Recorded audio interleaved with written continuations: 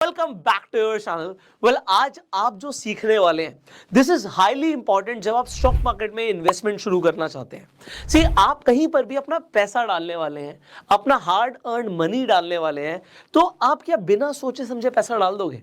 क्या देखने की जरूरत होती है, क्या एनालाइज करने की जरूरत होती है, और उसके लिए आपको आज क्या सीखने की जरूरत है, हम बेसिकली उस टॉपिक के ऊपर बात करने वाले हैं, and that is fundamental analysis.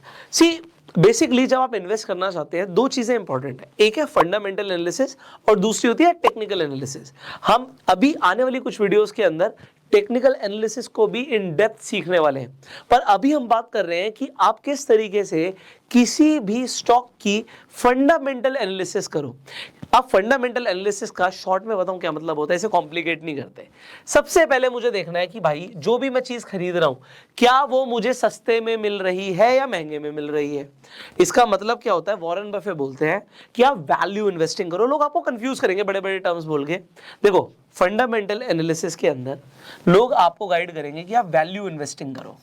अब वैल्यू इन्वेस्टिंग के लिए आपको बहुत टाइम लगाने की जरूरत नहीं है। वैल्यू इन्वेस्टिंग के लिए बस आपको इतना समझने की जरूरत है कि मैं जो भी बाय कर रहा हूं, मैं जो भी स्टॉक बाय कर रहा हूं, वो उस स्टॉक की इंट्रिंसिक वैल्यू से ऊपर बाय कर रहा हूं या नीचे बाय कर रहा हूं। देखो, दो चीजें होती है, एक होती है वैल्यू और एक होती है प्राइस। प्राइस वो है जो आप देते हो और वैल्यू वो है जो आपको मिलती है। And it is not just in stock market. See, मैं ओवरऑल बिजनेस की बात करता हूं। आप कहीं पर भी किसी भी चीज के लिए पैसा देते हो, चाहे आज वो गाड़ी हो या अपना हेयर कट आप करवाते हो। आपने हेयर कट के लिए पैसा दिया और आपको उसके बदले में वैल्यू मिली। अब आपको ये देखना, वैल्यू उस हिसाब से मिली नहीं मिली। किसी ने आपसे 50 रुपए हेयर कट के चार्ज करे और उसने आपको मजा दे दिया। उसने हेयर कट के बाद आपकी फ्री में मसाज भी करी, बाल काटने से पहले शैम्पू भी किया, आपको लगा यार वैल्यू बहुत अच्छी दी है, और 50 रुपए तो कुछ भी नहीं है। और किसी ने आपसे 500 रुपए लिए हेयर कट के और उसने आपको सेटिस्फाई भी नहीं किया, आपको मजा भी नहीं आया और हेयर कट भी बेकार हुआ। अब आप बोलोगे वैल्यू नहीं मिली। तो अब ये तो हुआ एक रियल लाइफ एग्जांपल वैल्यू का। पर जब आप कुछ खरीदने जा रहे हैं, अभी हम स्टॉक की बात करें, एग्जांपल आप कहते हैं कि मैं गोल्ड खरीदने जा रहा हूं। अब आपको गोल्ड में क्या पता लगता है कि मैं गोल्ड खरीद रहा हूं, मेरे पास एक प्रीशियस मेटल आ रहा है, आज वो मान लीजिए 50,000 का भाव है उसका 10 ग्राम का, तो आप 50,000 रुपए देके आज गोल्ड लेकर आ रहे हो। अब आपको कैसे पता आपने खरीदा महंगा या सस्ता खरीदा है? सी, यू डू नॉट नो। आपने प्राइस दिया, आपको वैल्यू मिली, आपको गोल्ड मिल गया।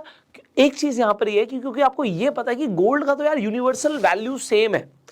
आजकल में थोड़ा बहुत फ्लक्चुएट डेफिनेटली कर सकता है, बट अगर मैंने आज 50,000 का खरीदा है तो वो 50,000 का बिक भी सकता है। स्टॉक के केस में भी ये है। पर कभी कभी हम क्या करते हैं, अब ये गोल्ड की जगह मैं रियल एस्टेट पे आ जाता हूं। अब आपको समझ आएगा, आपने एक प्रॉपर्टी 1 करोड़ रुपए की खरीदी, अब वो 1 करोड़ की है या नहीं है ये कैसे पता लगेगा? गोल्ड तो सबके पास सेम है, किसी भी ज्वेलर के पास जाओगे एक ही रेट देगा कोई भी। बट यहां पे जैसे ही आप आ जाते हो रियल एस्टेट खरीदने, चीजें बदल कैसे जाती हैं। एक प्रॉपर्टी आप 1 करोड़ की ले रहे हो, अब आप कहेंगे यहाँ पे बहुत सारी चीजें मैटर करती हैं। आप कहोगे लोकेशन मैटर करती है, उसके बाद आप कहोगे मान लीजिए आप कोई फ्लैट ले रहे हैं तो उसके भैया कंस्ट्रक्शन किस तरीके की हुई है वो मैटर करती है, उसका एरिया मैटर करता है, बहुत सारी चीजें मैटर करती है। तो ये बहुत सारी चीजें जो मैटर करती हैं, वो बहुत सारी चीजों की एनालिसिस आप करते हो और उसके बाद आप खरीदते हो। तो आपको ये पता लगता है कि मैं 1 करोड़ रुपए दे रहा हूं तो उसके बदले में मुझे वैल्यू क्या मिल रही है।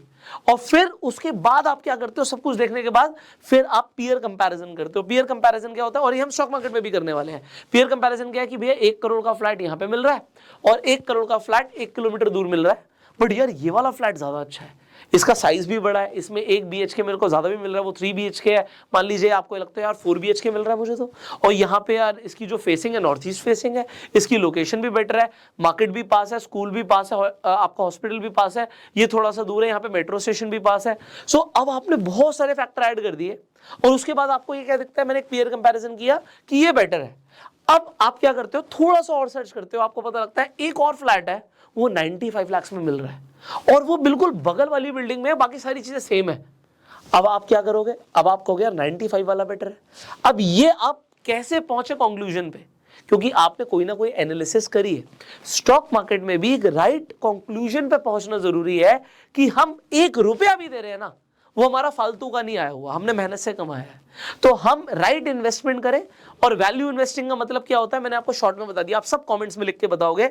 वैल्यू इन्वेस्टमेंट का मतलब होता है, वैल्यू इन्वेस्टिंग का मतलब होता है जब आप किसी भी स्टॉक को, किसी भी एसेट को उसकी इंट्रिंसिक वैल्यू, जो उसकी वैल्यू है, उससे कम भाव में खरीद लेते हो। अब आपको एक झटके में, एक क्लिक में पता लग जाएगा, आज मैं इस वीडियो में बताऊंगा आपको कि आप एक सेकंड में चेक कर लोगे कि प्राइस इंट्रिंसिक वैल्यू से ज्यादा में मिल रहा है, कम में मिल रहा है। और ये होती है वैल्यू इन्वेस्टिंग। अब ये फंडामेंटल एनालिसिस का पार्ट 1 है कि हम वैल्यू इन्वेस्टिंग करें। पार्ट 2 क्या है? पार्ट 2 आ जाता है, यार चीज तो ऊपर में मिल रही है, इंट्रिंसिक वैल्यू से ऊपर में मिल रही है, तब भी उसका प्राइस बढ़ता जा रहा है। अब आपको लगेगा यार इंट्रिंसिक वैल्यू से तो कम प्राइस आ ही नहीं रहा। ये किस चीज के ऊपर डिपेंड करता है? अब मार्केट के अंदर कुछ रेशियोज होते हैं। इंट्रिंसिक वैल्यू आप आज खुद से शायद निकालने जाएंगे, आपको थोड़ा सा टाइम लग सकता है, इसीलिए मैंने आपको बोला मैं आपको एक क्लिक में बता दूंगा कि आपको कैसे चेक करना है। ये तो आपको पता लग ही जाएगा अब कि प्राइस जो है वो इंट्रिंसिक वैल्यू से ज्यादा पे है, कम पे है। कम पे है तो मेरे लिए सबसे पहला चेकलिस्ट है कि डन, मैं इसे खरीदना चाहूंगा। अब आ जाते हैं रेशियो एनालिसिस। अब रेशियोज कैसे बनते हैं? रेशियो देखो, मैं ना कुछ भी कॉम्प्लेक्स नहीं करूंगा। पहली बात तो मेरा कोई बैकग्राउंड है नहीं फाइनेंस से, और मैथमेटिक्स मुझे स्कूल में बहुत कम समझ आती थी, इसीलिए मैंने इंजीनियरिंग को ऑप्ट नहीं किया। ऑल्दो पढ़ाई करी, बट मुझे समझ आया यार ये नंबर्स मेरे दिमाग से ऊपर की चीज है। क्यों? क्योंकि मुझे सिंपल चीजें समझ आती है। सिंपल, कोई मेरे से सिंपलिसिटी से बात करेगा ना, मुझे समझ आएगा। तो यहां पे सिंपल चीजें समझनी है। रेशियोज बोल के मैं आपको कंफ्यूज नहीं करना चाहता, मैं आपको बेसिक चीजें बताऊंगा। आपको 3 रेशियोज हाईली इंपॉर्टेंट है चेक करने। अब वो 3 रेशियोज क्या हैं? सबसे पहले पीई रेशियो। आपको पीई रेशियो को समझना है। ये पीई रेशियो लोगों को बहुत कॉम्प्लेक्स लगता है, मैं आपको इतना आसान बना दूंगा, इसको अभी समझा दूंगा क्या होता है। पी रेशियो का मतलब है प्राइस टू अर्निंग रेशियो, अब इसके ऊपर हम बात करेंगे। दूसरा रेशियो होता है PB ratio, price to book value. और एक तीसरा रेशियो आपको जो देखना है वो है डेट टू इक्विटी। ये 3 रेशियो इंपॉर्टेंट है, इसके अलावा बहुत सारे और रेशियोज हैं, बट एक बेसिक एनालिसिस के लिए ये तो मुझे चेक करना ही है। और एक रेशियो अगर मैं इसमें ऐड और कर दूं आपकी एक्यूरेसी बढ़ाने के लिए, तो वो होगा मेरे लिए करंट रेशियो।